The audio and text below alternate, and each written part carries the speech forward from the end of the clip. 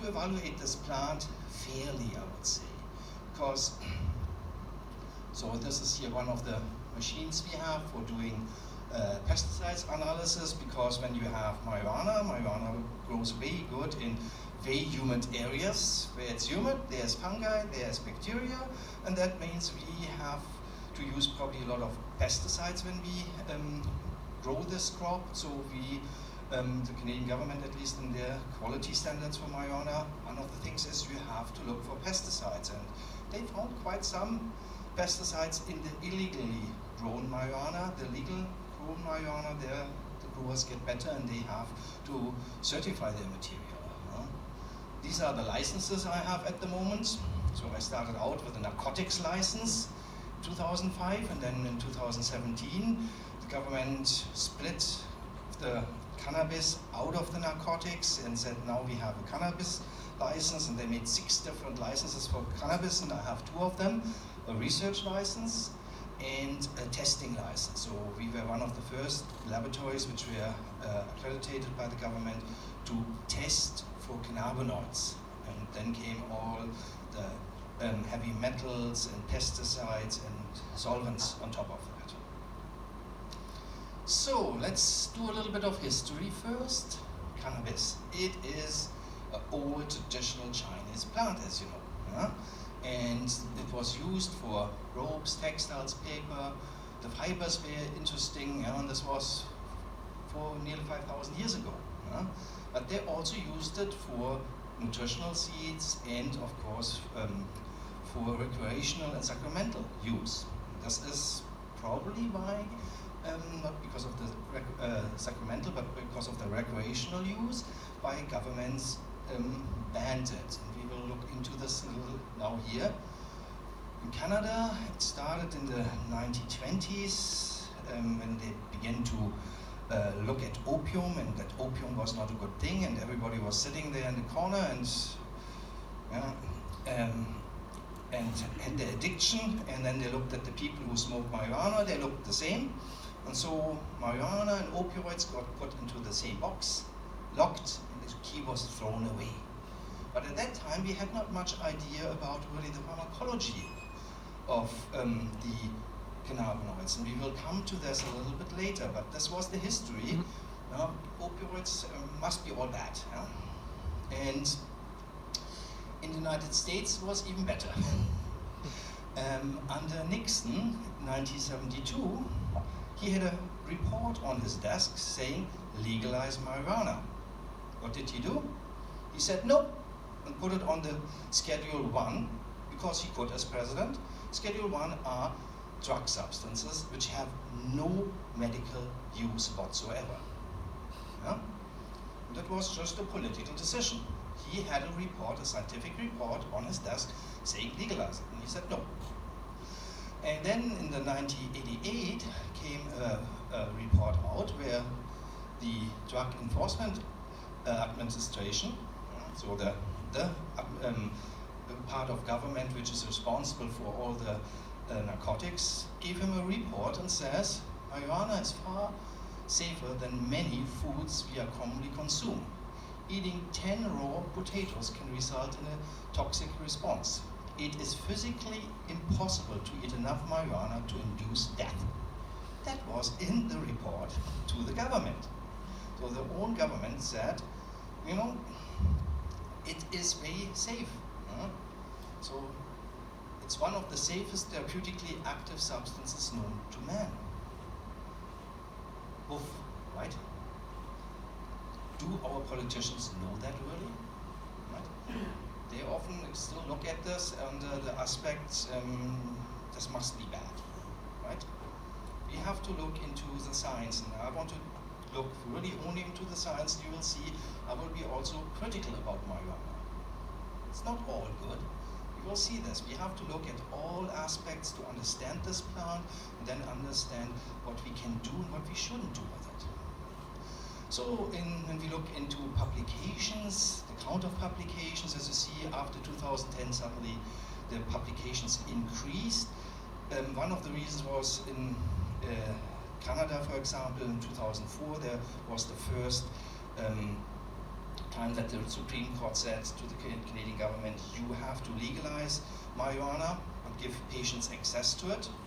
So it was only for patients, and in 2014 they got another setback, the government, because around 2005 we had a change from a liberal to a conservative government, and they said, no, we don't like that.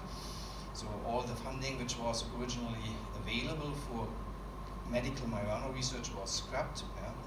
I had one grant in the loop, and we wanted to get funding, and then came the new government in and gone. You know?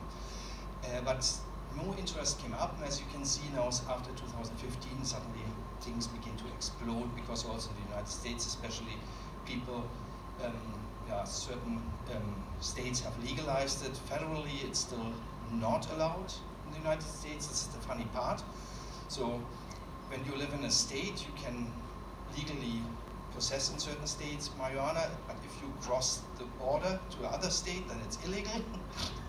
So it's in the United States, or in the United States also, because it's federally still on Schedule 1 cannabis, you can't pay by a credit card because banks are national, and when you do, this would be an offense, and then the government can come in and seize MasterCard or Visa. You know? So they are all, so the marijuana business at the moment in the United States is all cash business, like real criminals. It's the United States, okay. Here a map from 2015, when we had just Colorado and Washington, Oregon, and DC had it really legalized marijuana, and other parts of the world had just the medical part legalized. And when we now look, in Uruguay had already also legalized marijuana at that time. When we looked in 2018 in Canada, we had here growers, official growers, 57. Oops. Oh, what is this? This is how it works. Okay, 57. So the government has a very nice statistics now for cannabis, where you can look up everything. When you look now, 2019, suddenly everything grows very fast. So the gold rush is on in Canada with cannabis. And also look here. No, I have to press this button. Yeah. So the government makes at the moment a lot of taxes they get, income taxes and so on from cannabis. So the politicians suddenly saw not only that people want to have access to marijuana, but they can also tax it. It came to this funny situation that when I want to grow marijuana for research purposes, I have to pay tax on that. Makes no sense, but this is gonna.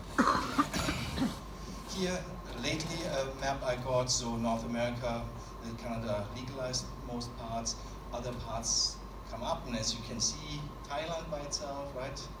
There you are, medical, they also allowed. And now some other statistics. So this is the possession of cannabis in Canada. When you look 2006 to 2016, in Canada, so under 100,000 people, 150 people, 170, 150, 170 people had possession in British Columbia.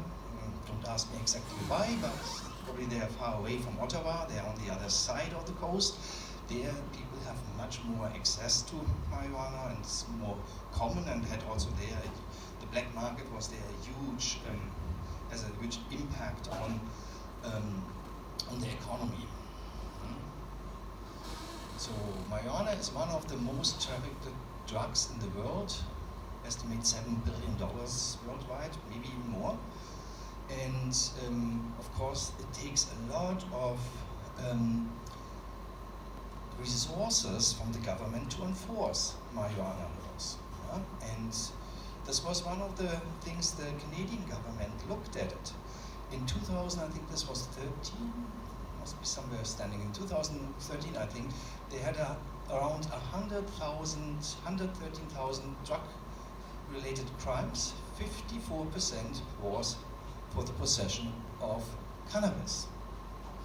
So think about it, 100,000, 113,000 cases, and half of that, more than half of it, was just because somebody had cannabis in their pocket. And it is very interesting, one of the biggest opponents for legalizing cannabis in the United States is the private prison industry. They want to have our kids sitting for 20 years in their jail to have their return on investment. And this was one of the reasons when the Canadian government came and said, you know, there was consultations, and the former Deputy Prime Minister was the chairman of this consultation group, and I was part of the admin group who had to come and give their opinion. And she said very clearly, you know, we know at this time point in 2015, she said we know that 95% of the medical marijuana users are not medical marijuana users. Yeah? So it's all, why do we put all these resources into law enforcement when is it justified that we do this? Yeah?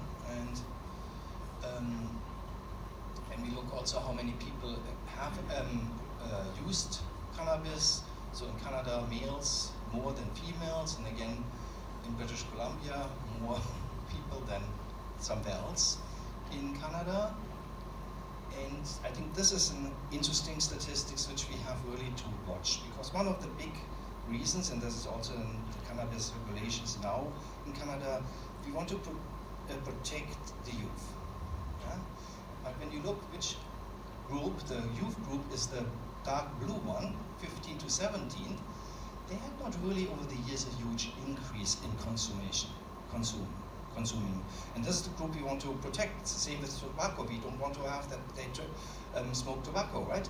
The group which really had the biggest increase were the 25 to 44 and the 45 to 64. So these are the age groups where we saw a huge increase in use of cannabis.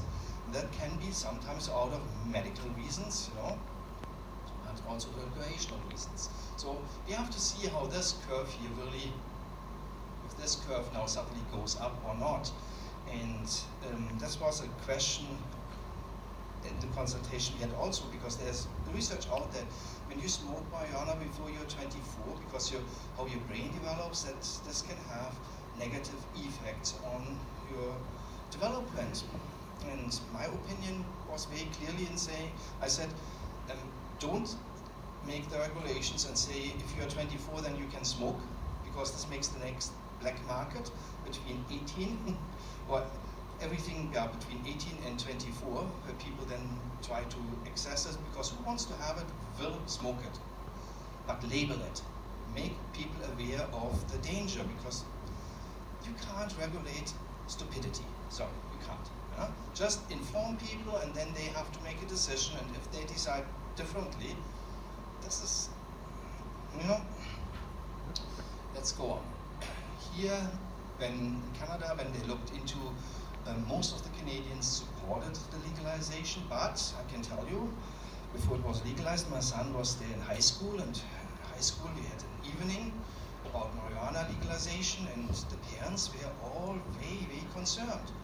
What should we do? What happens here? And they had not enough information about what is really happening with marijuana, and then the school, of course, had also to say what will be the new policy, and so you can't come and have a smoke, you know, at school. That's not allowed, as it shouldn't.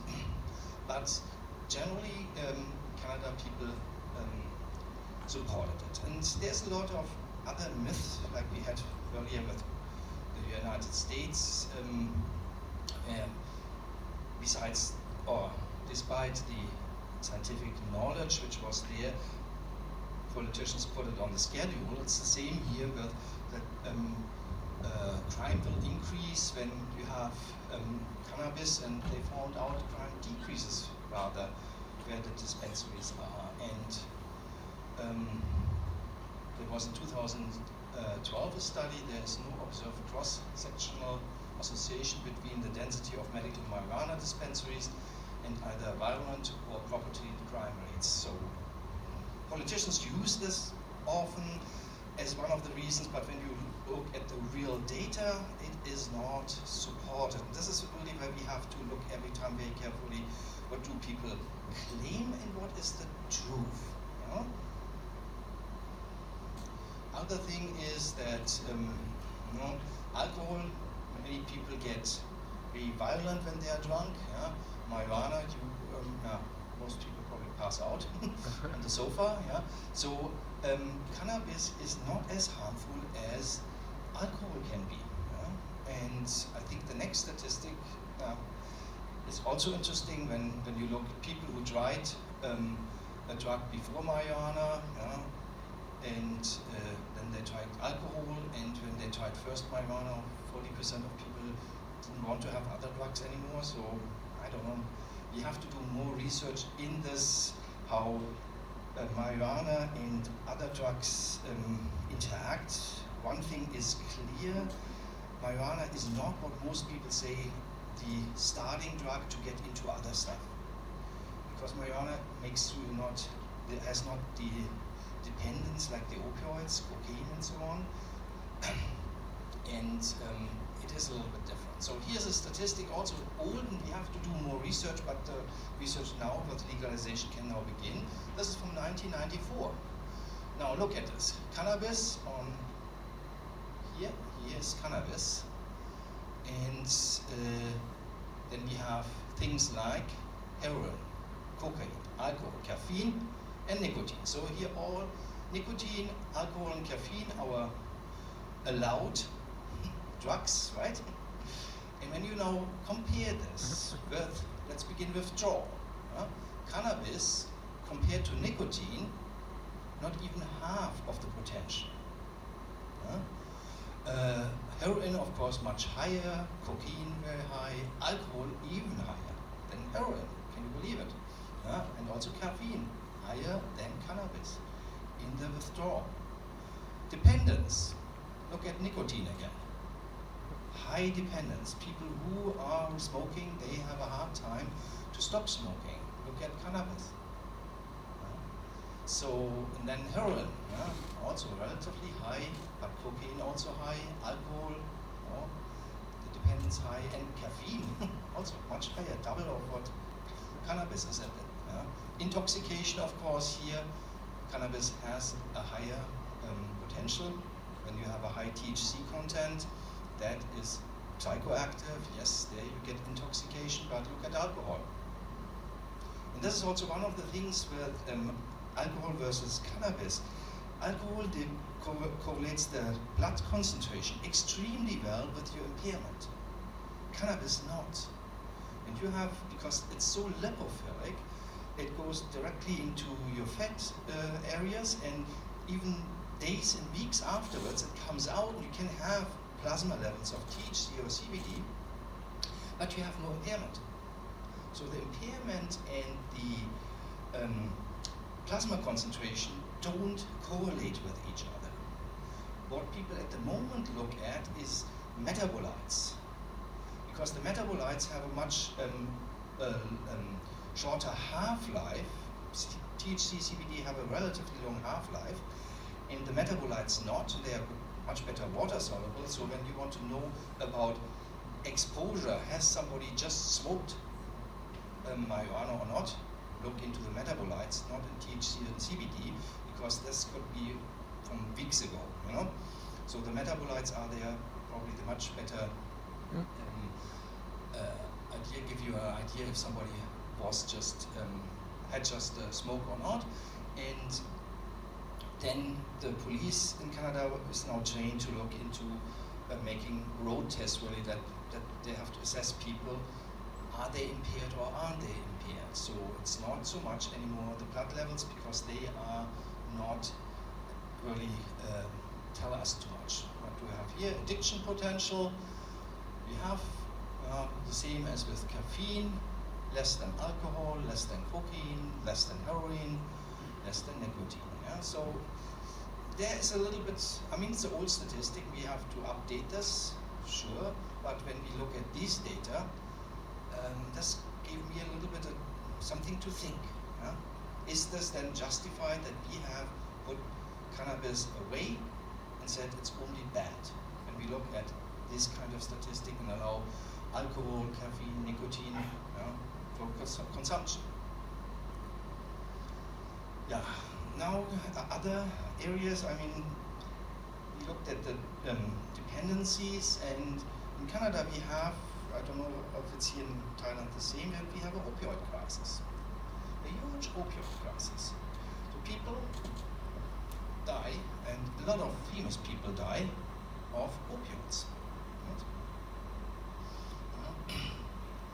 Every day is somebody else, and when we now look at the opioids, this is where really the whole thing started with the opioids, right? When people who were impaired from opioids looked the same as the people with cannabis, but there is a big difference. The opioid receptors are different than the cannabinoid receptors.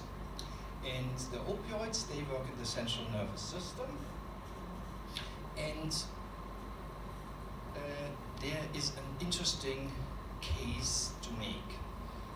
In 2009, I organized at the American Association for Pharmaceutical Scientists a roundtable discussion together with the FDA about alcohol dose dumping and general dose dumping, and one of the topics was also that time oxycodone, to change the formulation that people who are addicted to it can't extract the drug anymore out of the tablet and then inject it. And the FDA thought it's a great idea if we enforce this and say in 2009, we make a change in policy, they have to change the formulation, and then the problem will disappear, right? Then they can't extract it anymore, and then they will stop it. And now look what happened in 2010. Everybody went into heroin, and lately now into fentanyl. So we had a good idea, but the consequences were a catastrophe. We got people from oxycodone, which was a prescription drug, where we could track the doctor and the patients, into illegal heroin, and we created a real bad mess in this. I'm sitting on Canada's Committee for Opioid Abuse, and we did the same thing, and we have the same consequences. So it was a nice idea, but a horrible consequence out of this idea. And we often get things wrong in science. When you look into in the 1890s, so over 130 years ago, Bayer marketed heroin as non-addictive. So we often get things wrong. We have to get the facts right, also about cannabis, about the opioids and everything, and look at the facts and not what we would wish that things are. You know, this was a wish of Bayer, that it is non-addictive. It is highly addictive, as we know. However, heroin has probably a very good comeback, because heroin has a better pharmacological profile than opium by itself, morphine. So the moment they look into having people who are terminally ill, to give them, instead of morphine, give them heroin, because it is better tolerated by the patient. So we have to re-evaluate all these drugs which were taken from us in the 1970s, and everybody told us, don't touch it. We have to re-evaluate their use, and when are they good to be used, and when they are safe to be used. Back to our opioid crisis. So we have some antidotes for it, and in Alberta now, policemen and firemen have all these antidotes, because around, I think, 300 to 400 people die. Our province is only 3 million people, 3.5 million people, and around 400 people every year die on opioid overdoses. It's really significant. And the whole thing started, I'm talking of myths all the time, with this publication, which is not really a publication. It's a 101 word letter to the editor, where the authors only cite 2 publications themselves. And in that they say that opioids are not addictive. 101 words. With that, pharma went to the doctors and said, prescribe it. Look, he is peer-reviewed. Nonsense. Really. So we have to be very careful evaluating things. Don't believe everything. Ask the right questions. You know, on such a publication, we caused now a huge crisis. In the United States, it's at the moment to die on an opioid overdose, the chance is bigger than being hit by a truck. You know, the traffic fatalities are less than opioids. It's unbelievable. And this started with such a lousy publication, yeah, which then was taken. Yeah, this is peer reviewed. You know, be careful. Look really, what is peer reviewed? You know, not everything has really. It's valid. So we have to be very, very careful. And now there came then also out papers which really look into it and say, yes, there is a link between opioids and heroin use and the prescription opioids. There is a link, you know. So we caused, because we were thinking, we take away the pills from the addictive people and they will just leave it alone. No, they will find something else. And this is exactly what we have to think now about marijuana, you know. We put it away, said, don't touch it, don't smoke it, and people do it anyway. But now what is the science behind it? And this came in the end, the 1980s, where the endocannabinoid system was discovered. So when marijuana was made illegal, it was before we even knew the mechanisms. Pharmacological mechanism, the background of it. So here is the THC, which works on these endocannabinoids, and these are the natural substances which work in our body. And we have there a CB1 and CB2 receptor. THC works on the CB1 receptor, which is more central nervous system, and the CB2 receptor is more peripheral. And where the CBN works on it, the CBD seems to work on both a little bit, but we haven't figured it out 100% the mechanism there for CBD. So we have a different receptor system than opioids in our body, and we have substances, natural substances, which interact with these receptors. And cannabis is the most famous plant for that. Cannabis has a female and a male plant, and it is the female plant which in the flower produces a lot of trichomes. I'll show this in the next here. Here you see the trichomes. On the next slide, some better picture about it. And there are three major strains: the sativa, the indica, and uderalis are the one which do that, and here are the trichomes, you know, and in the trichomes, here on the basal area, this is where the cannabinoids are synthesized and then stored here in the top of the trichome. And here you see it very nicely. So this is where the cannabis oil is. They are on the leaves, but there's nothing in the root, really, you know. When cannabis got first, in 2014, the first wave of new access to cannabis, I had people calling me and they said, oh, can we send you some root examples? We want to see how much THC is in. And I'm like, yeah, you can send it, but I don't think there will be anything in it. This is another important part we have to know.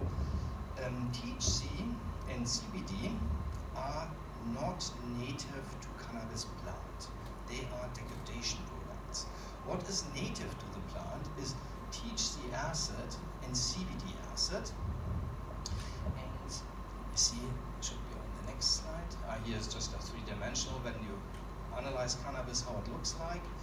And this is the biosynthesis pathway, how cannabinoids are made. So CBGA, the acid, here the acid, and then we can make CBD acid, which then decarboxylates and make CBD, or we have here THC, and then we decarboxylate it, and then we have THC. So what is stored in the plant is the acid, and only when the plant is getting old, so one of the parameters to see if the material is fresh or not fresh is how much THC is really in the plant, and also CBN is the next oxidation product from THC. So this is when you have mostly the acid in it, you know it's a fresh plant. If it is stored a year or so, you might see 1 to 5% THC in it, and you know it's an older plant because it began to decarboxylate. So decarboxylation happens when you store it, and of course when you heat it up. So when people smoke it, then we have this process happening here that we decarboxylate, and then we have THC. THC acid, interestingly, is not psychoactive. Has nearly no psychoactivities. That means if you eat a salad of cannabis, you will not get stoned. You can get up from the sofa. Yeah? So this is also important to know. Only when you smoke it, you get CBD and THC. Or when you take the plant and you heat it up for a certain while, then you decarboxylate, and when you then extract, then you get THC and CBD. So this is also how the government got it wrong. They have the Canadian government definition. Okay, they have cannabis sativa, indica, and borealis. Fine. And then they say cannabis contains THC and CBD. No, it contains THC acid and CBD acid. And now the new cannabis regulations, but they haven't updated their cannabis definition, asked for the THC potential and the CBD potential. So in 2004, in the first cannabis regulations, they asked how much THC you have to determine the amount of THC and CBD in your cannabis plant. And I was like, when I saw this, I said, yeah, I can do this without even measuring it. Less than 0.1%, you know, because it was not right. Yeah, so we have to know the science right, and have to tell also the politicians what to do right and how to define it right. So THC and CBD are phytocannabinoids because they are from a plant based. However, they are in the end thermal degradation products and not really a native product to the plant. And here, why do we are interested in the cannabinoids? Because of their pharmacology, because as we have saw it earlier, this is CBD1 and CB2 receptor. They can reduce inflammation. They can release the good feel, the THC at the CB1 receptor. Feel good, build up for fluids at injured sites. They can block pain signals. So this is, I think, where a lot of potential is when we look into the cannabinoids and opioids. Can we go down with a dose, or can we even substitute it? Because opioids, around after 2-3 weeks, they seem not to work anymore. They work very good in the first 1-2 weeks, and then suddenly they lose their potential, but then people are hooked on them. So can we have a co-therapy, or is it possible even to use something else to have less opioid addictions? Neuropathic pain seems to be also very good. So here a list of what all people look for. So there are some components which are antibiotic, antifungal, analgesic, euphoric, but when you look here, euphoric, so this is only THC and THCV, right? This is what is euphoric, and look at all the other uses of this plant, or potential uses. Let's say potential. We have not done the real research on it. We put the plant away because of here. 2 substances in the whole plant. This was our justification to not allow this plant. Think about it. There's probably in many other herbals something which might be dangerous, toxic, or whatever. Have we locked them away? No. So we have to look really fairly into this and say, yes, I agree. THC is for me still a narcotic. It fulfills the definition of a narcotic, but there is a lot of other substances, and I don't see a justification to label this plant as illegal or highly dangerous because just we have one substance, which has also an effect. We have to identify and educate people about it. And here we just lately published an article how to quantify the cannabinoids, and we looked into the different products on the world market, on different markets. So is there oil, is there capsules, is it oral? So there are some products on the market nowadays. Here, Nabilone, a synthetic one, then Marinol, the THC, and Sativex is THC CBD combination. So these were the first products which were on the world market, and we will see in the future probably some more. We had this here in the US for epilepsy, the CBD, and this triggered in us to look into what do we know about drug-drug interactions. And this is where it got very interesting for us, and this is where many people who use or want to use cannabis probably should get a little warning, because yes, we know when you eat the cannabis you can't kill yourself, but what about if you take other drugs?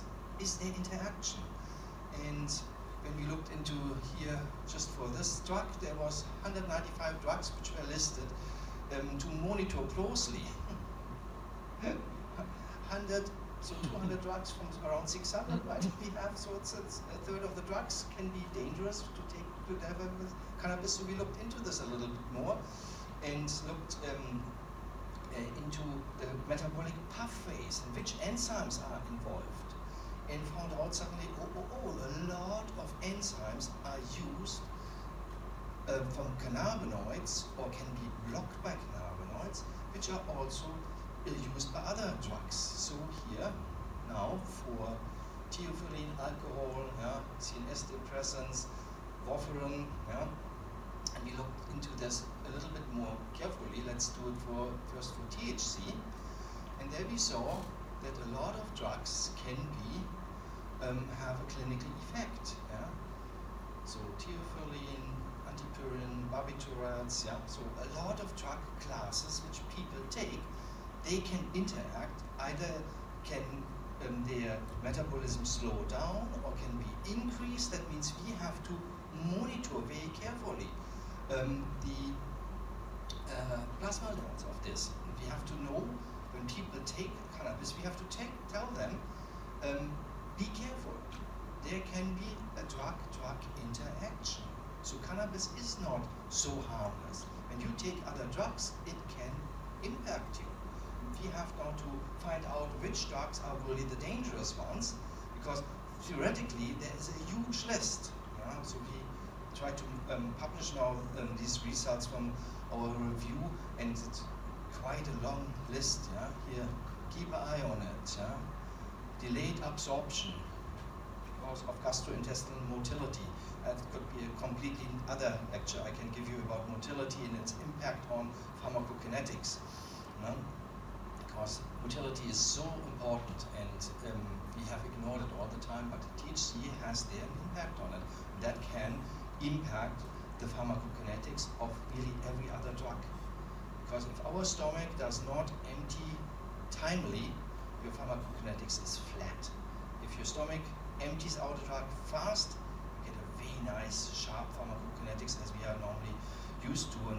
And we have just ignored, we every time think, okay, it comes in the stomach, and stomach doesn't play a role. And the stomach is so important and is so intelligent.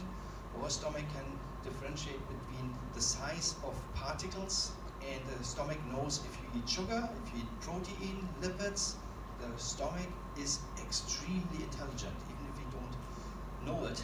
But the stomach has a huge impact on pharmacokinetics. Now to CBD, and there we found that even CBD has more interactions with drugs than THC. That was the very interesting one. So here, macrolides, calcium channel blockers, benzodiazepines, cyclosporins, yeah? Hexobarbital, yeah? Elimination half-life. So here, antihistamines. A huge list of drugs, and warfarin was one of them, I think. Yeah. Here, opioids, selective serotonin reuptake inhibitors. So